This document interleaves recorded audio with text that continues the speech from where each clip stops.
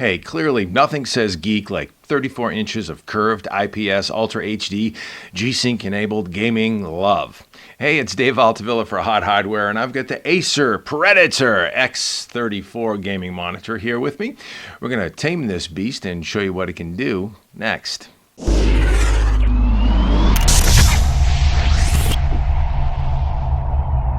Acer offers a couple of different models of curved 34-inch panels with adaptive refresh technology.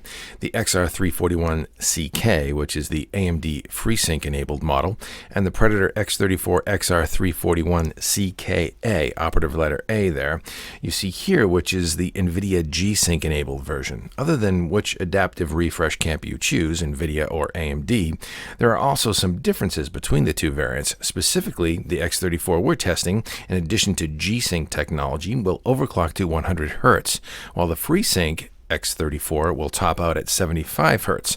We've also heard of a few quality issues with the FreeSync version, so it's important to make that distinction out of the gate. This is the Predator X34 G-Sync version, which is still very new to the market. Top-level specs, however, on both panels goes like this. You've got a 3440 by 1440 native resolution across a 34-inch curved IPS display with a 21 by 9 format aspect ratio.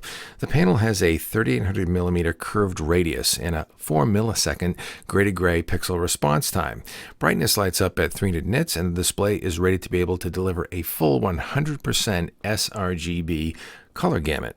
This is an 8-bit high FRC panel. The X34's contrast ratio is rated at 100 million to 1, which frankly sounds like more than a bit of specsmanship, but we'll look at contrast performance subjectively in a bit.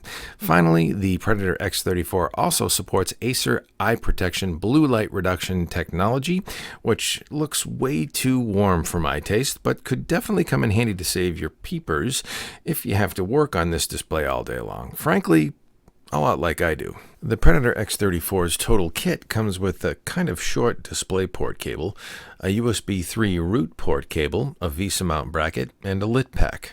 A quick walk around of the Predator X34 shows its cool, almost menacing-looking stand, which does a nice job of stabilizing this wide aspect beast.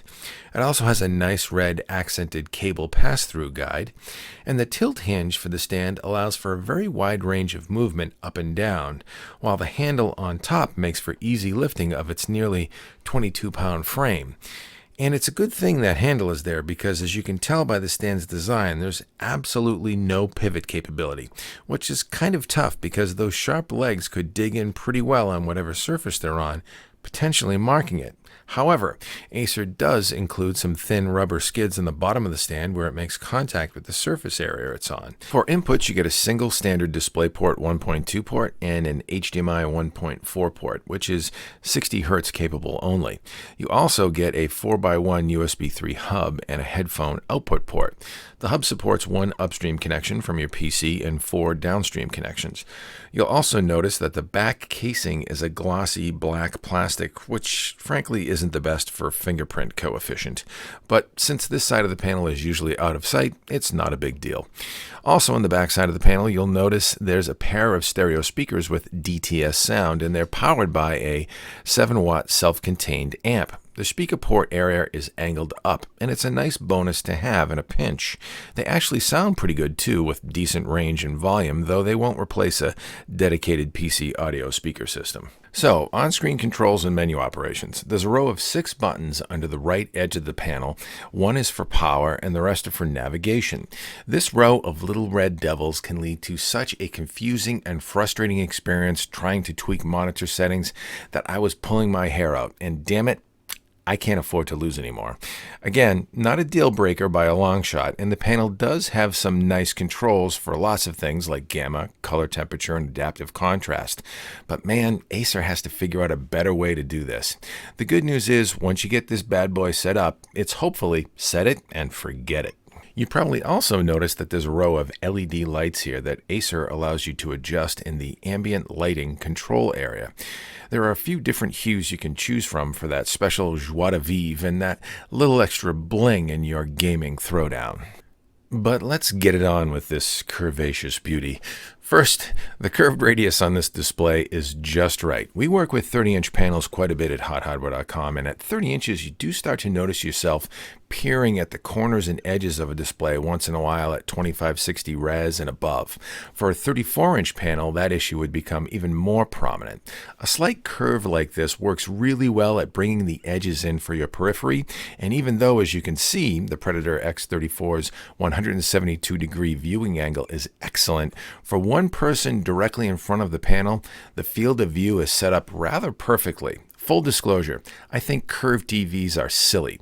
TVs are meant to be viewed by more than one person sitting in a room, and viewing angles on a curved TV can only be ideal if you're sitting dead center in front of it.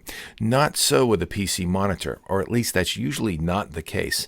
The single-person use case is actually well suited for a curved display. In terms of color accuracy and consistency across the panel, we didn't have any professional-grade equipment on hand, but a few online tests in our colorimeter definitely helped us dial things in with the Predator X34 and assess its performance as well. The panel is reasonably bright, offering plenty of pop for just about any indoor environment. Saturation is excellent as well, and we actually found ourselves taming it down a bit in the settings control panel. There's a high degree of adjustability here, so it wasn't an issue. Color uniformity is excellent across the screen with good continuity from edge to edge. Gradient response was also excellent, and there was no problem with dialing in gamma settings to a spot where the full spectrum was visible with 2% step increments for both dark and light shades. We did notice, however, a touch of backlight bleed at the corners of the display and along the top edge of the panel. However, we had to really drop studio lighting to see this prominently.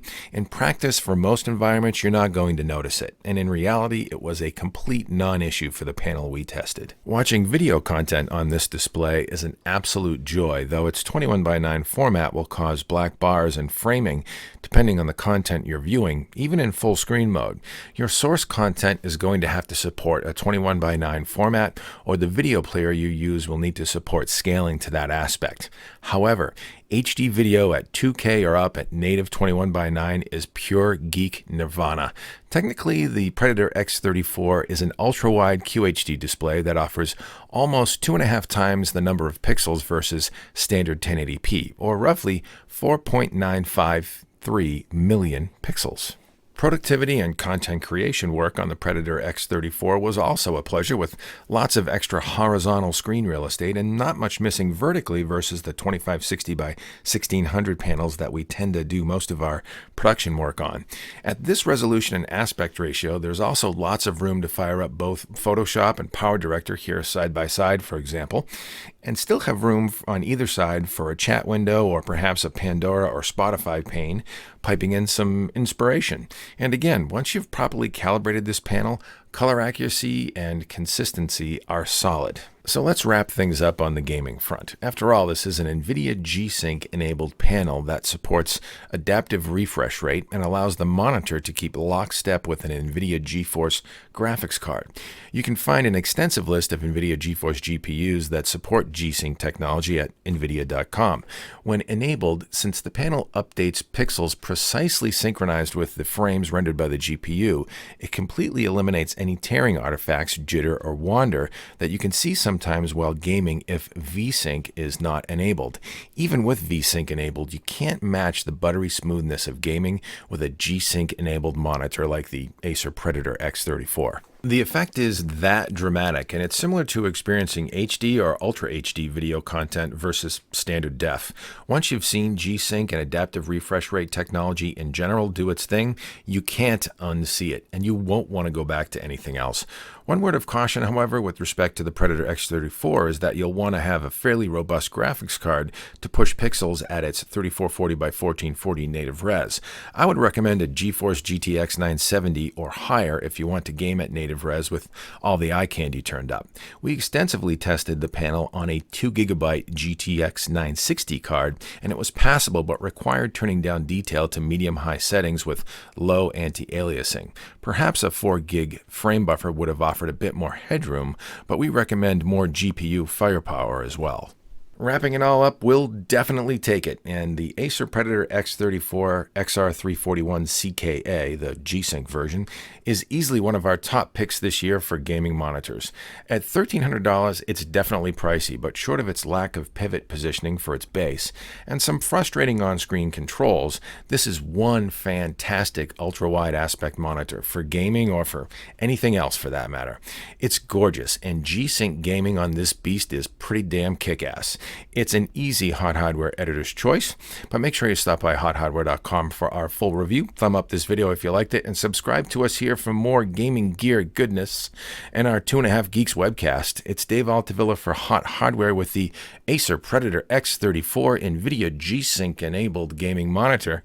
Hey, thanks for stopping by.